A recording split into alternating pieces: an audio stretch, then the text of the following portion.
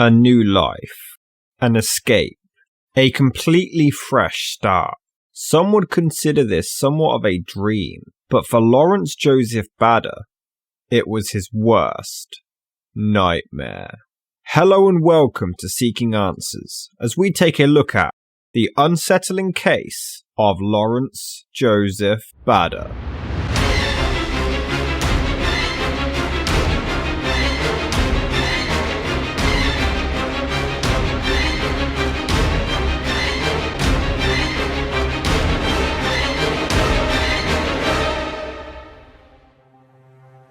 Lawrence Joseph Bader was born on December 2nd, 1926, into a strict Roman Catholic family in Akron, Ohio. He was one of 5 children and was, by most accounts, spoiled rotten.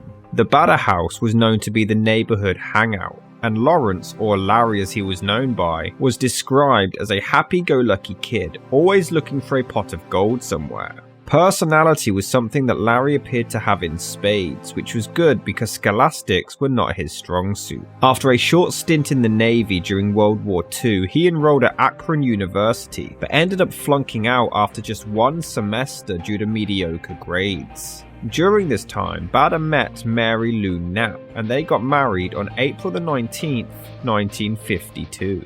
As the duo began adding to their ever-growing family, Bader took on a job as a cookware salesman, representing the Reynolds Metal Corporation in Akron, Ohio. By all accounts, he was well respected by colleagues and clients, but the wages were rather limited. He found himself drowning in debt and was described as always looking for ways to make money. According to several sources, Larry decided that the best way to save some cash was to stop filing his income taxes. Sources believe that he failed to file any tax returns between 1952 and 1957, and it's estimated that Bader was around $20,000 in debt to the IRS. On May 15th, 1957, Bader informed his wife Mary Lou that he needed to drive to Cleveland on business, and he wanted to possibly go fishing afterwards, causing him to be late home. This wasn't anything out of the ordinary, as Bader had done this on many occasions in the past. However, Mary Lou was pregnant with his 4th child at this point, and tried to plead for him to come straight home instead, due to the poor weather conditions. Bader, undeterred, claimed that he might come straight home, but he also might not. He had rented a 14-foot boat, kissed his wife Mary Lou goodbye, and headed out. This simple trip would change their lives forever. Bader successfully made the drive to Cleveland after cashing in a check for $400. He went on to pay some outstanding bills, one of which included an installment premium for his life insurance policy, before he headed towards a boat rental operation on the Rocky River, an outlet of Lake Erie. It was late afternoon when the proprietor, Lawrence Kotler, also warned Bader that a storm was coming, but Bader still wasn't concerned. He claimed that he was visiting his favorite fishing spot and it was only a short distance away. So Kotler even gave him an extra life jacket just in case. Bader paid a $15 deposit and asked for the boat to be equipped with lights. Kotler informed him that it wouldn't get dark for hours yet, but Bader insisted. And Kotler did notice that, strangely, he had a suitcase with him at the time. Once he had finished with Kotler, Bader headed onto the lake in the motorboat, which also had oars, when a Coast Guard spotted him and also cautioned him against the impending storm. But once again, Bader refused to heed the warning. This was the last time anyone would ever interact with a man by the name of Lawrence Joseph Bader. As predicted, a horrific storm took place that night, and Bader's boat was discovered the next day, washed up on shore at Perkins Beach in Lakewood, more than 5 miles away from where it had been rented. One of the propellers on the motor was bent and the hull was scratched, but there were no indications of the boat itself capsizing or tipping over. The life jackets, bar one, were all still on board, the gas can was empty, and a single oar was missing. But Lawrence Bader and his suitcase were nowhere to be found. The Coast Guard searched the water as best they could, but nothing turned up. This was an impossible task due to the water's vast size and depth. The residents of Akron, however, felt that something wasn't right about this situation. Even Bader's own father said to the police, "I can't put my finger on it, but there's something about this that stinks." It's worth noting that Bader himself was an incredibly powerful swimmer, so the boat not being damaged enough or capsized but him being swept away seemed unlikely, some believing that he had been hijacked for his money. The search lasted around 2 months before law enforcement gave up, and in 1960, 3 years later, Lawrence Joseph Bader was pronounced legally dead. 3 or 4 days after Bader had vanished, depending on the article you read, a man by the name of John Francis Fritz Johnson was seen at the Round Table Bar in Omaha, Nebraska, looking for a job with a drink guide stuffed under his arm. He carried a suitcase and a heavy canvas bag. He started making conversation with the man who would later employ him, and he claimed that he had just gotten out of the Navy after 14 years. He was discharged after a back injury, and he had decided to travel the country for a while. The only identification he possessed was a Navy driver's license with the name he had given in black and white. Within 2 days, Mr. Johnson found himself a job bartending at Ross's Steakhouse, and quickly gained public interest, sitting on a flagpole for 15 or 30 days straight, depending on the account, to raise money for polio, a deadly disease that paralyzes its host. People found his name unusual, and Fritz claimed that he was also picked on for it back at his orphanage in Boston, Massachusetts. During all of his storytelling, he donned a heavy Boston accent as well. He said he was given the nickname Fritz because he reminded people of a character in the Katzenjammer Kids comic strip from the 20s and 30s. Though others claim he said the nickname came from a short haircut he got in the service that made him look like a German soldier. Everyone enjoyed being around him. He was always fun and positive, spreading joy everywhere he went. However, this was not the case whenever the idea of marriage arose. He would often tease engaged couples, calling them fools for even considering the idea of marriage.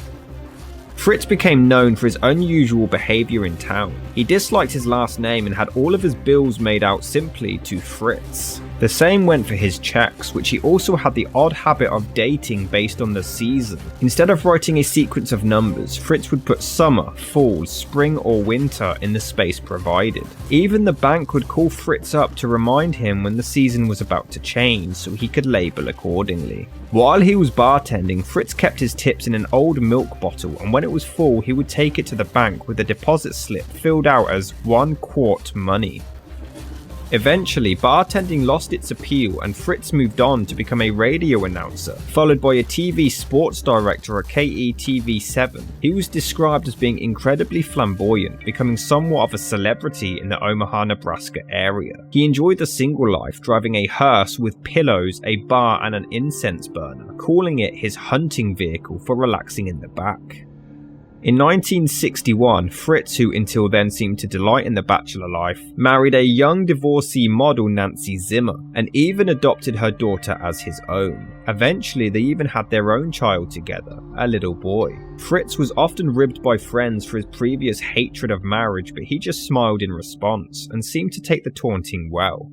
3 years passed and Johnson discovered that he had a cancerous tumour behind his left eye. As a result, he lost the eye and had to wear an eye patch, which simply added to his colourful humour and personality. On February 2nd, 1965, Fritz attended an archery tournament in Chicago, Illinois. Much like Lawrence Joseph Bader, Johnson was quite a fan of the sport. Fritz had even won a few tournaments. However, a representative from Akron saw Fritz, and although being unfamiliar with the eye patch and the moustache, he was certain the man before him was Lawrence Bader.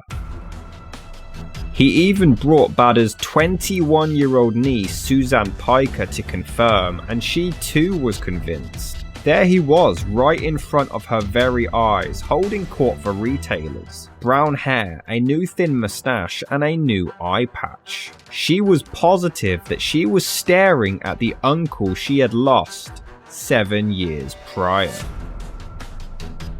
Suzanne even gathered up the courage to confront him to ask if he was her Uncle Larry who had vanished 7 years earlier. Fritz laughed these allegations off. He seemed genuinely confused by the claims but remained polite yet firm that he was not the man they were claiming him to be. He thought it was just a simple misunderstanding.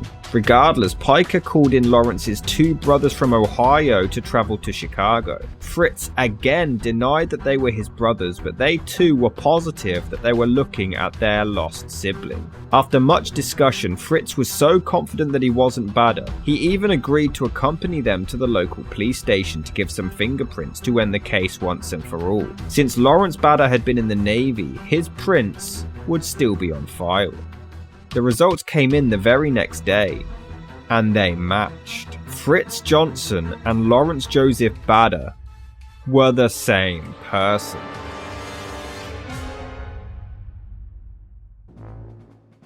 Somehow, Lawrence Bader had vanished during a storm on Lake Erie and reappeared over 700 miles away with a brand new job, new face, new wife, new children, and even had a completely different set of memories for the first 3 decades of his life. He maintained that he had absolutely no memories of his life as Lawrence Bader, and the fact that he now had 2 wives. He claimed to have been in the Navy, but there was no evidence whatsoever of any of his past until the first sighting of him in Omaha back in 1957.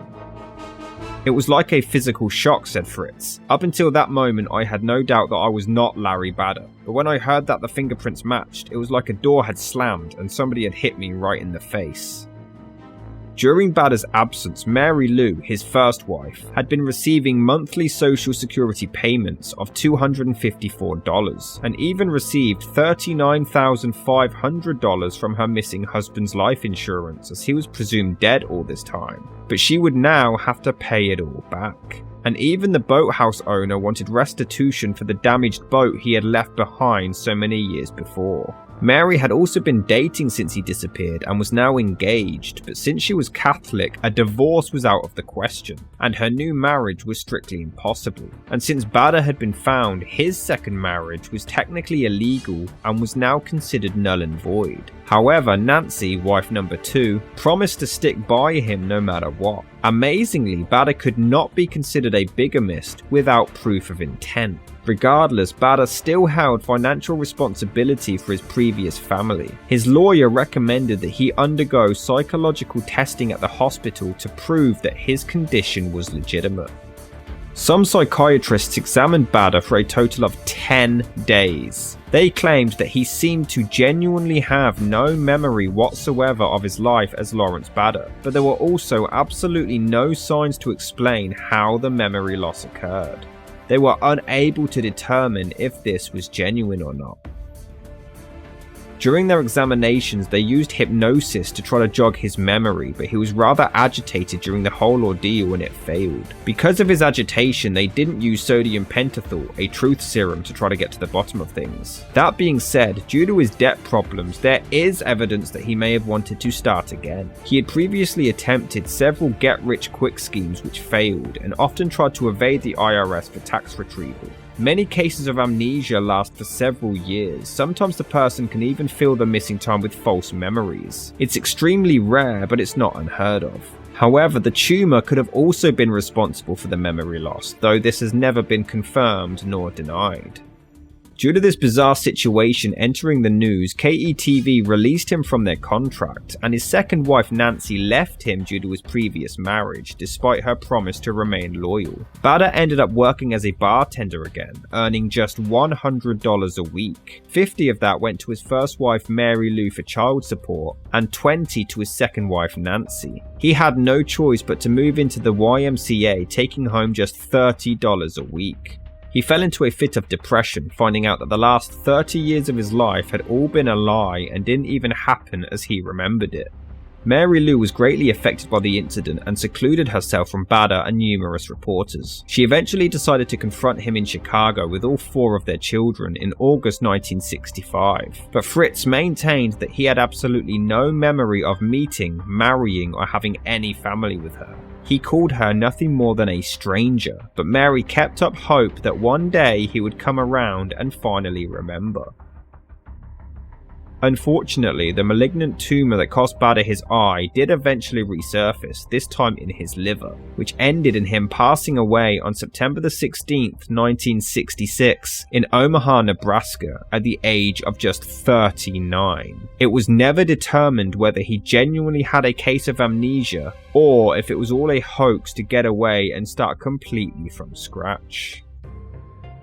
It is possible that he had dissociative amnesia, which is a rare condition where a person has no memory of their life due to trauma or stress. In a dissociative fugue state, they have an urge to travel and may even invent a whole new personality, settling in a brand new area with no recollection of how they got there to begin with. This very thing happened in 2005 when a lawyer and father of 2 in New York vanished and wasn't found for another 6 months, being discovered in a homeless shelter in Chicago under a different name. He was near the World Trade Center during the 9/11 attacks, and the trauma triggered his memory loss and relocation. However, in most cases, the memories aren't lost but misplaced. They eventually do return, whereas Bader's lasted nearly an entire decade and never came back. And this also doesn't explain his valid Navy driver's license under the John Francis Johnson name.